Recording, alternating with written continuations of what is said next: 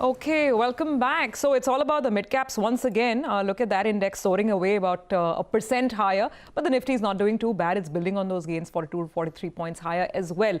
Well, we're going to focus on some more companies and some more corporate earnings that have been coming through. Brigade Enterprises first quarter numbers were out, and of course, that quarter is a washout, and we all know why, because of the lockdowns. But the outlook seems to be a little more optimistic. We do have Mr. Jaishankar, CMD of Brigade Enterprises, joining in to give us some color on the way things are shaping up. Thank you, Mr. Jaishankar, for joining in.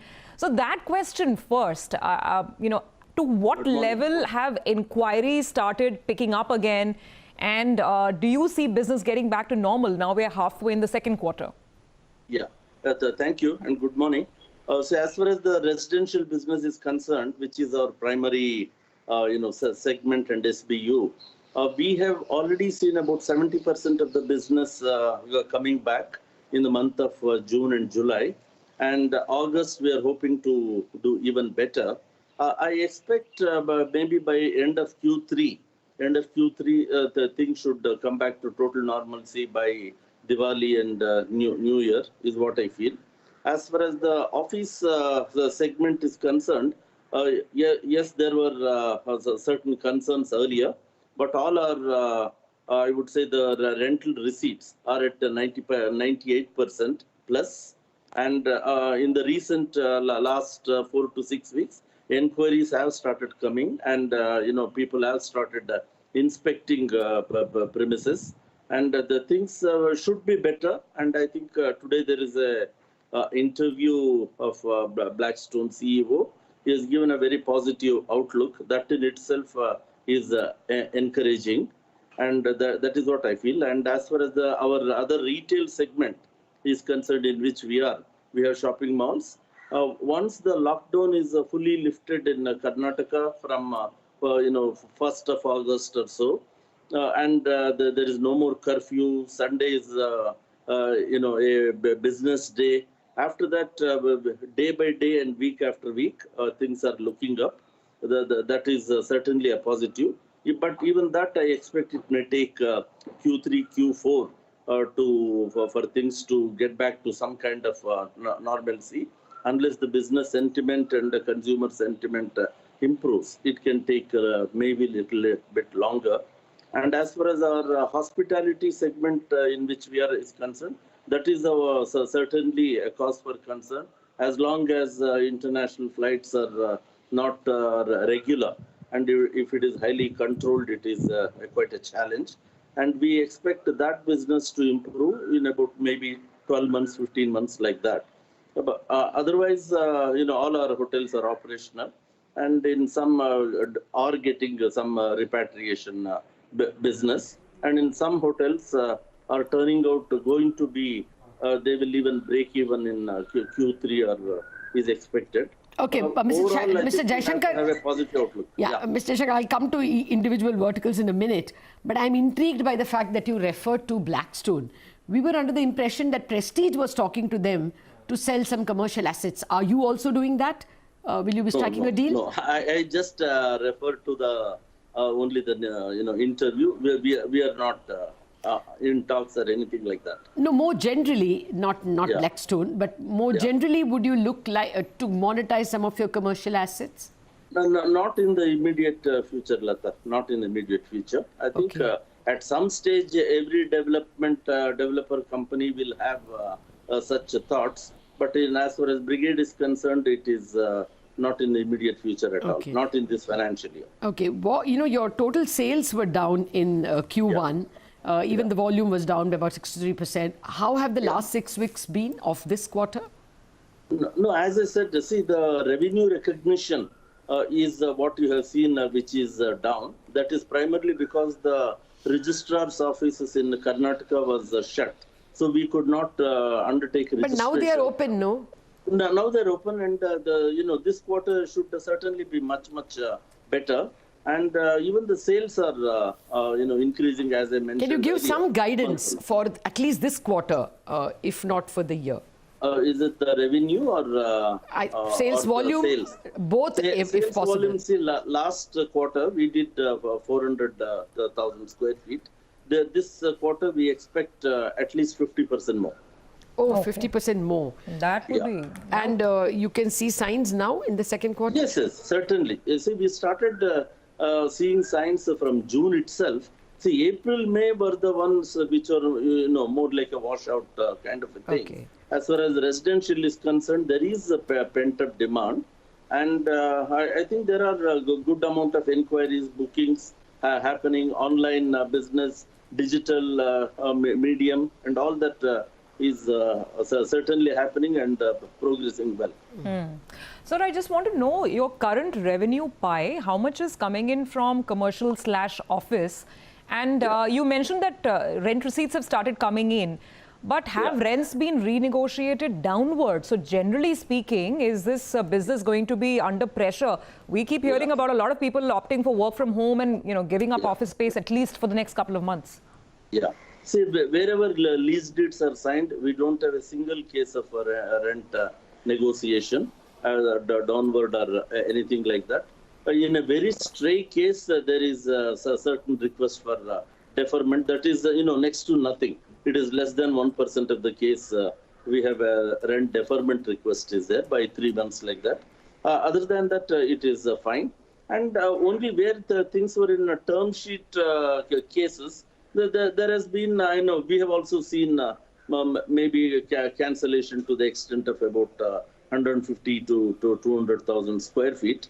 That also is a temporary cancellation, more like deferment of the lease. But otherwise, we are quite happy to say that we don't have a single case of rent request for rent decrease. Okay, so there is no case of rent having accrued but not collected in the Q1 numbers. Everything No, that you have that- taken into cognizance is collected. Yes, yes. That's the reason I said we are at 98% plus. Okay. What is your sense? You will be in the black this quarter itself? See, it is primarily operationally, we are cash positive even in Q1 operationally. It is, we have a large amount of depreciation. That is the one which made the thing show red. Okay. Otherwise, operationally, Q1 itself, we are cash positive, Okay. which is considered good. What about... And also, even on the revenue, if one were to take percentage completion method, which was in vogue till April 2019, our revenue would have been much higher than Q1 19, Q1 20 or Q4 20.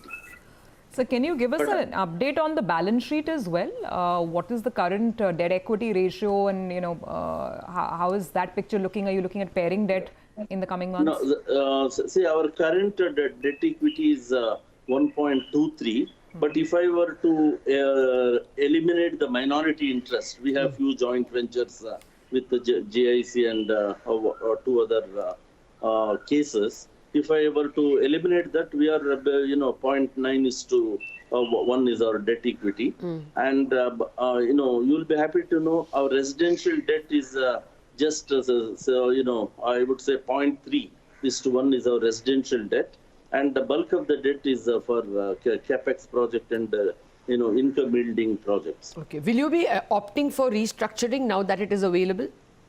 Only if the things are clear, we will opt for hospitality SBU. Clear as in? Sorry? What would you mean by clarity? All the details are not yet out. The committee has to give you the decide in which case and which sectors they'll come out with restructuring. I think the details are not yet out by RBI. Yeah, fair point. It'll take a month. Just a general question, my last one to you. On residential, will a price drop be the way forward? Do you see some hesitation and stress in residential buyers? And generally, is it the mid-income or maybe the lower end of your offering spectrum? Will that do well? What do you see ahead for residential sales next 6 months? See, the media and certain senior members of the industry has been saying this, whether 5%, 10% like that, or some even mentioned about 20%. But I feel when people refer to a price drop, they will invariably have in mind the NCR and the Mumbai sectors, where the prices are quite high as compared to South Indian markets where we are. See, here the average price is in the range of 5,500, somewhere between 5,000 to 6,000 for most developers. We are at around 6,000, but for most developers it is in 5,000 and all. In such cases, as it is for the last 4 years, I would say, so since demonetization, prices have not gone up. To that extent, the developers have absorbed the inflationary pressures, and further reduction in prices are, in my opinion, unlikely. But there are various other kinds of schemes, flexible payment terms, which is what we are offering. And in some cases, maybe few freebies are thrown in, where the projects are completed and waiting to be sold. Otherwise, see, there is a good amount of demand of late in the last, I would say, 4 weeks for luxury housing. That is quite a surprise. We are also taken by surprise. High-end, whether it is villas, whether high-end apartments are in demand, which means the HNIs are quite smart. They're supposed to be quite smart. Yeah. So they feel the market is down, and this is the best time to get into real estate. Yeah, Mr. Jaishankar, we are actually out of time. Thank you very much indeed for joining us with so many details. We have to get back to the markets. So Bangalore real estate not doing too badly is the word from Brigade, but not doing badly at all are the mid caps. It's now a 0.9, and the advanced declines is 2.5 stocks in the green for one in this. Yes, and so many stocks surging. Just look at Indian hotels, by the way. For last 2 days, it's one where this is the whole unlock trade, like the Indigo trade. And a stock trading at 50% of its peak. For last 2 days, there's been massive delivery buying. We're hearing all sort of names in terms of who's entering the stock. Just look at the mood today. I think the market's focus right now is on unlock, and that's the kind of trades that the market's giving you. By the way, HDFC Warrant has listed. Now, it's very interesting because it's listed. The upper circuit is 341. It's practically listed at somewhere around 326. There's a big difference between the bid and ask. There's no volume. So it's all held by institutional investors. Exactly. So I was wondering whether there will be too much trade. Yes. So, but anyway, let's go across to Mitesh Thakkar then for fresh calls. Mitesh, good morning again. So, holding on to the gains, the mid cap surging. What would be your call here and your stock specific actions? Yeah, Anuj, holding on to the gains right at the area where we had 2 hourly highs yesterday. So 11,350, 360 zone is still what I'm watching closely, hoping that we see a breakout above that. But for the time being, trading with long bias on stocks more on the long side. I have 2 buys.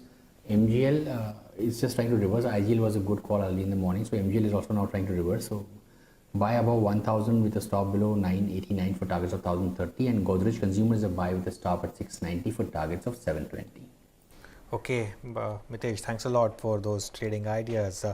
Well, just to alert, this price of 320 whatever would be very expensive on HDFC Warrant compared to 180, but that's what the market is doing right now. Volumes are low though.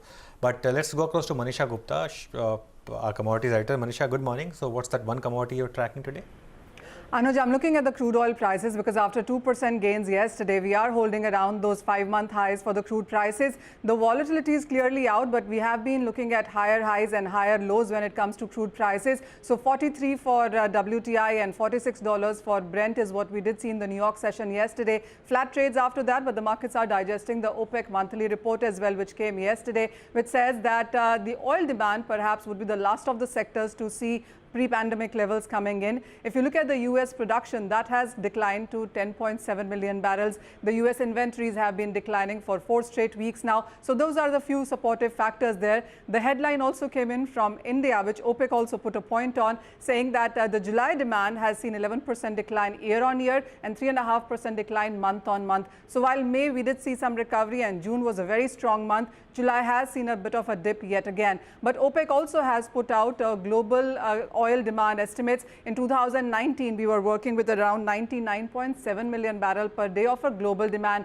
This year around, they have brought it down to 90.6 million barrels per day. For 2021, they're expecting the global oil demand at 97.6, and the pre-pandemic level they expect would only come in by 2022 or even 2023. So energy is going to be one of the biggest laggards when it comes to demand coming back.